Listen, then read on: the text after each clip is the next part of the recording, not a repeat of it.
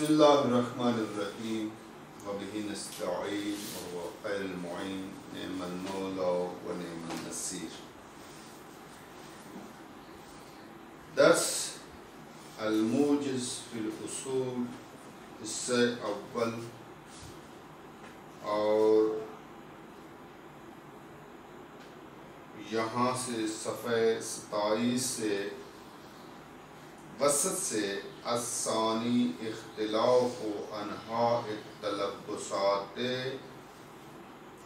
حسب اختلاف المبادی ربما یفصل بین المشتقات فیتوہم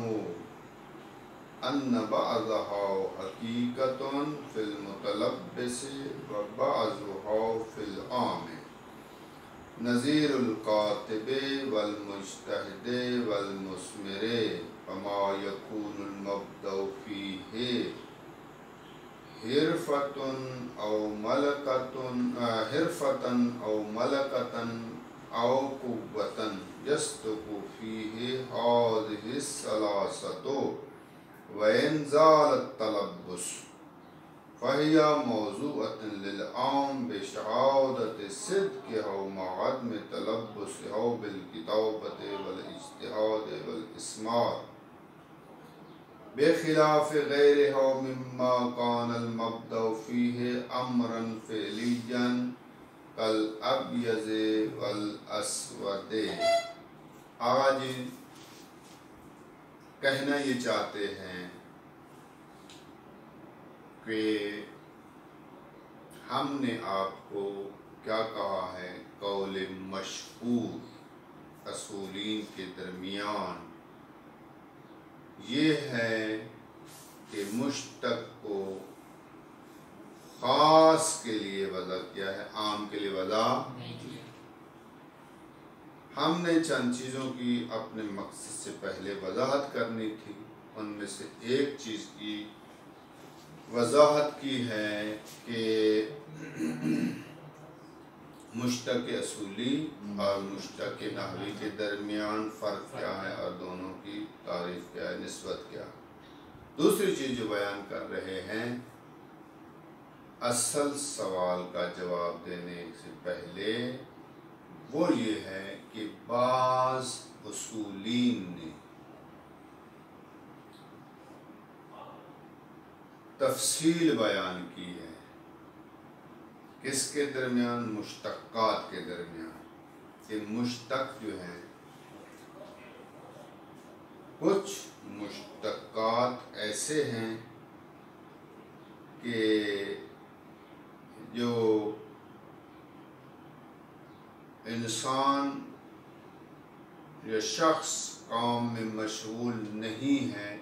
فعلاً انجام نہیں دے رہا، پھر بھی اس کو جو ہے مجتہد کہہ رہے ہیں. شخص کاتب کو کاتب کہہ رہے ہیں، حالانکہ وہ سو رہا ہے، حالانکہ وہ کھا رہا ہے، حالانکہ وہ چائے پی رہا ہے. سمجھ آئی بات کی؟ اور درخت کو جو ہے مثمر ثمرہ دینے والا کہتے ہیں، حالانکہ اس پر پھل نہیں لگا. اور کچھ کو جب تک وہ اس فعل کو انجام نہیں دیتا اس وقت تک اس کو نہیں کہتے. اگر شخص ضرب کو انجام نہیں دے رہا تو نہیں کہیں گے زید ضارب. اگر وہ قیام پذیر نہیں ہے تو نہیں کہیں گے زید قائم. جب وہ قیام کو انجام دے گا، ضرب کو انجام دے رہا ہوگا، اس وقت اس کو دیکھا کہ بعض مشتقات ذوات ایسی ہیں کہ وہ اس صفت سے انجام دے رہی ہے صفت کو، تو ان کو کہتے ہیں کہ یہ ضارب ہے اور قائم ہے. اور جب وہ صفت کو انجام نہیں دیتی تو کہتے ہیں ضارب اور قائم نہیں ہے. لیکن کچھ مشتقات ایسے ہیں، مجتہد ہے، کاتب ہے، مثمر ہے، تاجر ہے. تجارت، دکان پہ بیٹھا لین دین کر رہا ہے تب بھی تاجر ہے،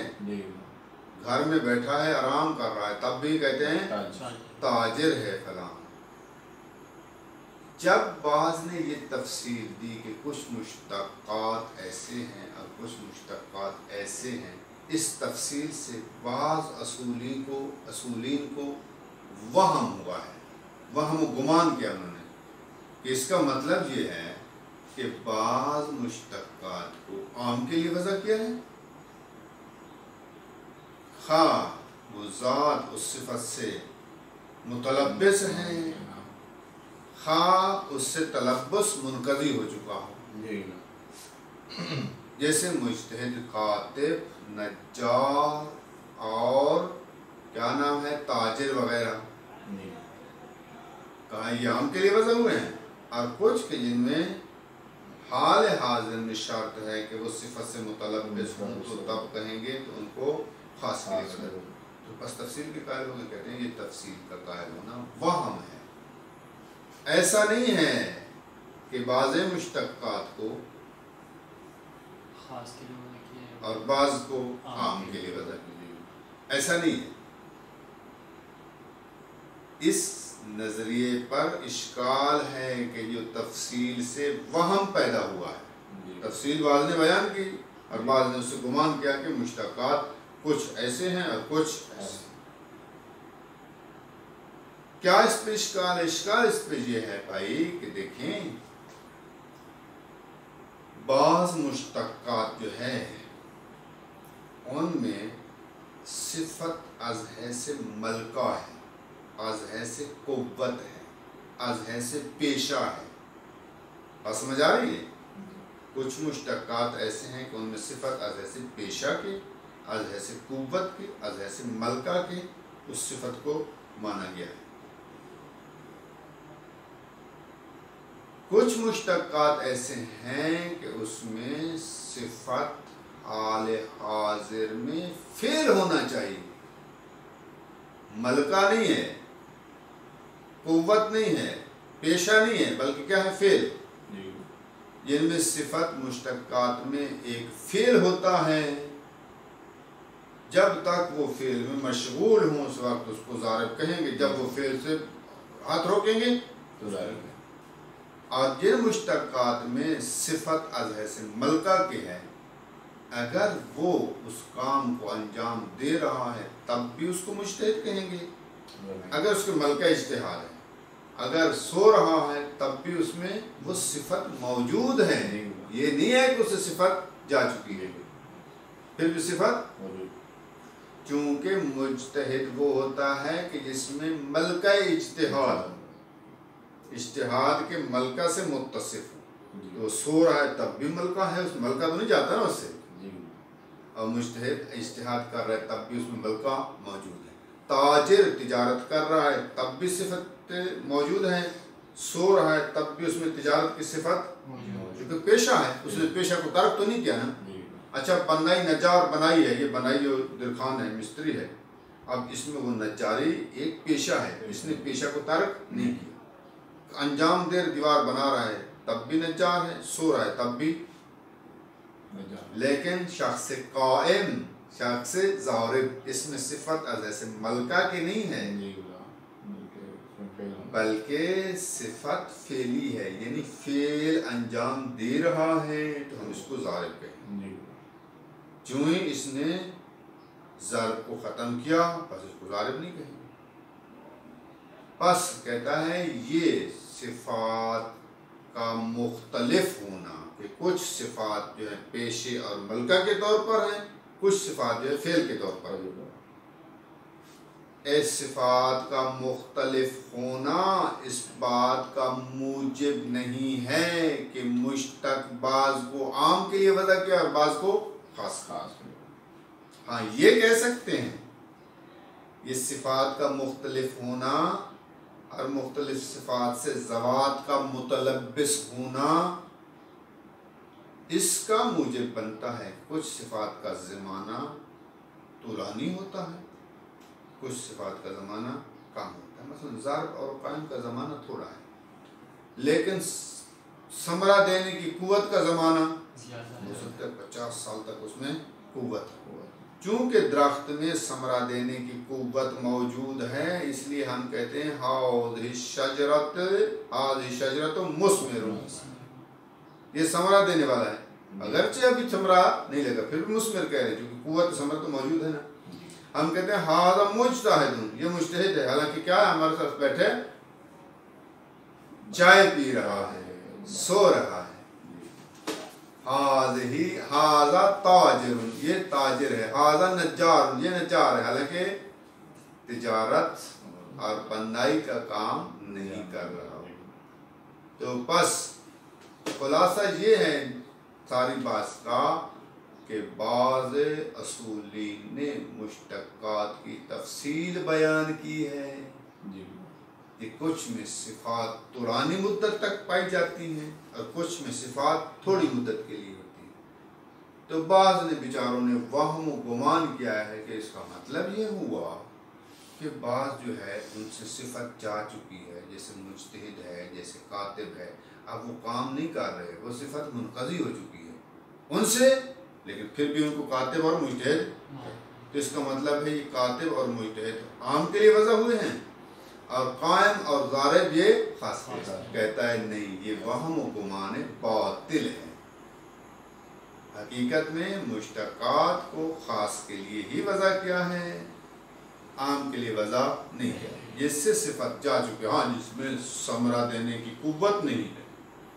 جس میں ملکہ اجتہاد اب نہیں رہا، حافظہ ہی کام چھوڑ گیا ہے، جس نے تجارت کو ترک کر دیا ہے، جس نے پیشہ بندائی کو، بندائی یہ نہیں ہے جو بناتے ہیں دیواریں وغیرہ، اس کو ترک کر دیا، اگر اس نے پیشہ کو خیر آباد کہہ دیا ہے، ملکہ اس سے چلا گیا ہے، قوت اس سے چلا گئی ہے، پھر کبھی بھی اس کو شجرہ مثمرہ نہیں کہیں گے، کبھی بھی اس کو مجتہد نہیں کہیں گے، کہیں گے مجتہد تھا اب نہیں ہے۔ خلاصہ یہ ہے کہ یہ تفسیر مشتقات کی یہ سبب نہیں ہے اور موجب نہیں ہے کہ ہم کہیں کچھ مشتقات عام کے لیے وضع ہوئے اور کچھ بس، یہی آج درس تھا آپ کا، بات سمجھ آ گئی آپ کی۔ دیکھ عبارت کی طرف توجہ کریں، الثانی اختلاف و انواع التلبسات، کہتے ہیں متصف ہونے کی قسمیں، انہا نحو کی، نحو قسم کو کہتے ہیں، سمجھ آئے گا جی؟ کہتے ہیں تلبسات یعنی متصف ہونا، متصف ہونے کی قسموں کا مختلف ہونا ہے حسب اختلاف المبادی، مبدا کی جمع بمعنی صفت، کہتا ہے صفات کے مختلف ہونے کے اعتبار سے متصف ہونے کی قسمیں بھی مختلف ہیں، کیونکہ صفات مختلف ہیں، متصف ہونا بھی مختلف ہے۔ ربما یفصل بین المشتقات، بسا اوقات تفصیل بیان کی جاتی ہے مشتقات کے درمیان، جب تفصیل بیان کی جاتی ہے فیتوہم، پس وہم پایا جاتا ہے، گمان پایا جاتا ہے، کس کا؟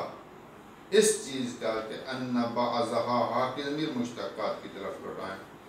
کہ ان بعضھا یعنی بعض مشتقات حقیقت فی المتلبس و بعضھا فی العام، کہتے ہیں بعض جو ہے حقیقت ہیں ذات متلبس میں کہ جب تلبس کر رہی ہے صفت کے ساتھ، اور بعض جو ہے عام ہیں، عام کے لیے وضع کیے گئے ہیں، سمجھ آیا گا جی؟ نظیر الکاتب والمجتہد والمثمر، یہ تینوں ایسے لگتا ہے جیسے عام کے لیے وضع کیے ہیں۔ فما یکون المبدأ فیہ حرفتن او ملکتن او قوتن، پس وہ چیز کہ جس میں صفت، مبدأ سے مراد یعنی صفت، جس میں صفت حرفہ کے طور پر لی گئی ہے، ملکت کے طور پر تصور کی گئی ہے، یا قوت کے طور پر اخذ کی گئی ہے، یصدق فیہ ھذہ الثلاثہ، تو اس میں یہ تینوں صادق، وَإِنْ زَالَ التَّلَبُّسُ، اگرچہ متصف ہونا زائل ہی، یعنی سو رہا ہے وہ، اجتہاد تو نہیں کر رہا پھر مجتہد کہہ رہے فَهِيَ مَوْضُوعَةٌ لِلْعَامِ پس گویا کہ یہ مشتقات ان کو وضع کیا ہے عام کے لیے یہ گمان کر رہے ہیں بے شہادت ہے وضع عام کے لیے کیا دلیل ہے اس دلیل کے ساتھ بے شہادت صدق کی ہو اس دلیل کے ساتھ کہ ان مشتقات کا یعنی مجتہد و کاتب کا صادق آنا ہے ما عدم تلبسها بالکتابت جبکہ وہ ذوات اس کتابت کے ساتھ اور اجتہاد کے ساتھ اور ثمرہ دینے کے ساتھ متصف نہیں ہے بخلاف غیرہا بخلاف غیر مجتہد غیر کاتب اور غیر مسلم مما ان ذوات میں سے یا ان مشتقات میں سے کہ کان المبدأ فیہ امرا فعلیا کہ جس میں صفت جو ہے وہ ایک چیز فعلی ہوتی ہے آ رہی سمجھ کل ابیض والاسود فعلاً اگر سفید ہوگا تو سفید کہیں گے اگر نہیں ہے تو پھر نہیں کہیں گے فعلاً اگر سیاہ ہوگا تو سیاہ ولا نہیں کہیں گے یلاحظ علیہ اس وہم و گمان پر اشکال ہے کیا ہے ان المبدأ یوخذ تارۃ علی نحو الفعلیت کہ بتحقیق صفت جو ہے بعض اوقات اس کو اخذ کیا جاتا ہے بنا پر ایک فعل کے کالقائم جس طرح کہ قائم ہے وَأُخْرَى عَلَى نَحْوِ الْحِرْفَةِ اور بعض اوقات جو ہے بنا پر پیشہ کے جیسے تاجر ہے اور تیسری مرتبہ بنا پر کاریگری کے جیسے نجار ہے اور چوتھی مرتبہ بنا پر قوت کے جیسے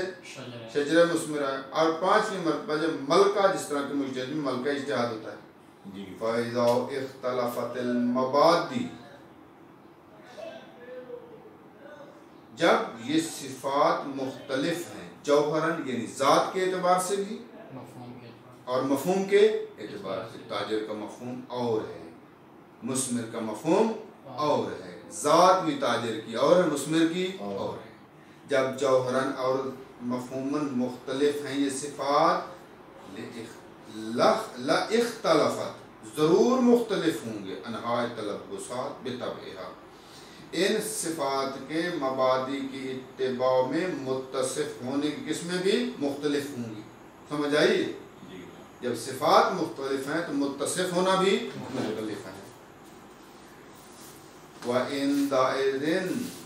بس اس وقت جب صفات مختلف ہیں تو متصف ہونا بھی مختلف ہے بس اس وقت یختلف بقاء المبدأ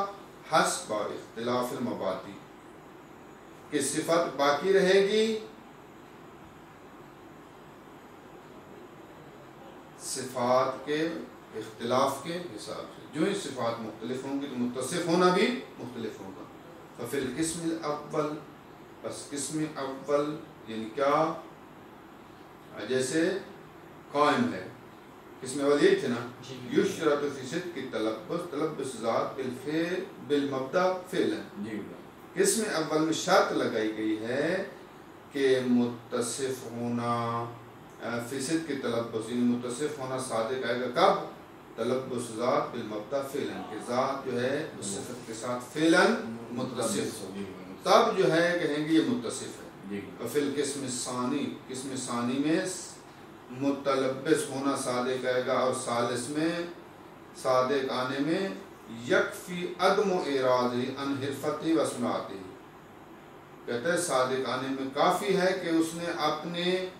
پیشے سے اور کاریگری سے اعراض اور انحراف نہ کیا وَإِن لَمْ يَكُنْ مُمَارَسًا بِالْفِعْلِ اگرچہ وہ اس کام کے ساتھ حال حاضر میں مشق کرنے والا نہ ہو وَفِي الرَّابِعِ يَكْفِي كَوْنُهُ مُتَلَبِّسًا بِقُوَّةِ الْإِسْمَارِ اور چوتھی قسم میں کافی ہے کہ وہ قوت ثمرہ دینے سے متصف ہو وَإِن لَمْ يَثْمَرْ فِعْلًا اگرچہ فعلاً ثمرہ نہ لگا ہوا ہو فی الخامس خامس میں شرط ہے خامس میں کیا ہے یکفی حصول الملکت 5ویں صورت میں کہتے ہیں ملکہ کا حاصل ہونا کافی ہے وَإِن لَمْ يُمَارِسْ فِعْلًا، اگرچہ حال حاضر میں وہ مشق نہ کر رہا ہو. فَالْكُلُّ دَاخِلٌ تَحْتَ الْمُتَلَبِّسِ بِالْمَبْدَأِ بِالْفِعْلِ، کیونکہ یہ سب کے سب جو ہے اس گروہ سے ہیں کہ یہ متلبس بالمبدأ بالفعل ہے. وَبِذَالِكَ، بس اس بیان کے ذریعے جو ہم نے ابھی کیا ہے علماء جان لیا گیا ہے ان اختلاف المبادی یوجب اختلاف طول زمان التلبس، کہ صفات مبادی یعنی صفات کا مختلف ہونا یوجب یہ موجب بنتا ہے کہ متصف ہونے کا زمانہ طولانی ہو یا چھوٹا ہو، کم ہو. سمجھ آئیے؟ ولا یوجب، یہ متصف ہونے کے طولانی اور کم تر ہونے کا موجب بنتا ہے. لا یوجب تفصیلا فی المسئلہ، یہ مسئلہ میں تفصیل کا موجب نہیں بنتا. فما تخیلہ القائل، پس وہ شے کہ کہنے والے نے جس کو خیال کیا ہے کہ یہ مصداق ہے لمن انقضى عنه المبدأ، کہ جس سے صفت منقضی ہو چکی ہے، اس کا مصداق جس کو خیال کیا ہے فإنما هو من مصادیق المتلبس بالمبدأ بالفعل، وہ جس کو کہہ رہا ہے کہ اس سے صفت منقضی ہو چکی ہے وہ اس کا مصداق ہے، کہتے ہیں اس کا مصداق نہیں، وہ تو مصداق ہے متلبس بالمبدأ بالفعل کا، وہ ابھی بھی اپنی صفت سے متصف ہے بلا سو رہا ہے. ومنشأ التخیل، یہ خیال اس کو کیوں پیدا آیا، ذہن میں آیا، کہتے ہیں وہ اخذ المبدأ فی الجمیع علی نسق واحد، اس نے صفت کو جو ہے تمام میں ایک ہی طریقے پر لیا ہے. وقد عرفت ان المبادی علی انواع، جبکہ تو جان چکا ہے کہ صفات کی مختلف قسمیں ہیں. اذا عرفت ما ذکرنا، جو کچھ ہم نے بیان کیا یہ آپ نے اگر جان لیا، فعلم تو یہ بھی جان لے ان مرجع النزاع، کہ بتحقیق یہ گفتگو جو اختلاف ہے یہ پلٹ جائے گا الی صحت المفاہیم وذیکھا، کہ آیا مشتق کا مفہوم وسیع ہے یا تنگ ہے. وَأَنَّ الْمَوْضُوعَ لَهَا هَلْ هُوَ خَصُوصُ ذَاتِ الْمُتَلَبِّسَةُ بِالْمَبْدَأِ أَوِ الْعَامِ مِنْ تِلْكَ الذَّوَاتِ الْمُنْقَضِي عَنْهُ الْمَبْدَأِ. پس بحضولہ مشتق کا آیا خاص طور پر وہ ذات ہے کہ جو صفت سے متصف ہوتی ہے، یا عام ہے موضوعہ اس ذات سے کہ جس سے مبدا منقضی ہو چکا ہے. ٹھیک ہے نا؟ جب یہ آپ نے جان لیا تو ہماری باز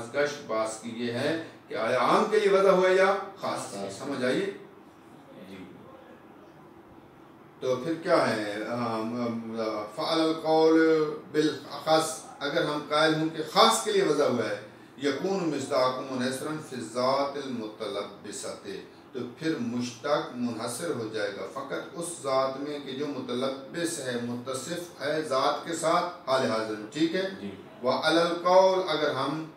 قول کے اس قول قائل ہو جائیں کہ عام کے لیے وضع ہوا ہے، یکون مصداق، تو پھر مشتق مصداق عام ہوگا اس سے بھی کہ جو متلبس بذات ہے اور اس سے بھی کہ جس سے صفت زائل ہو چکی ہے. سمجھ آئی آپ جی؟ یہ دو چیزیں آپ کو مقدمتاً ذکر کی تھی. مشہور قول کیا تھا، اس مشہور کی دلیل یہاں بیان کریں گے. استدل المشہور وصلی اللہ علی رسولہ اہل بیت الطیبین الطاہرین. کٹا تو نہیں ہے؟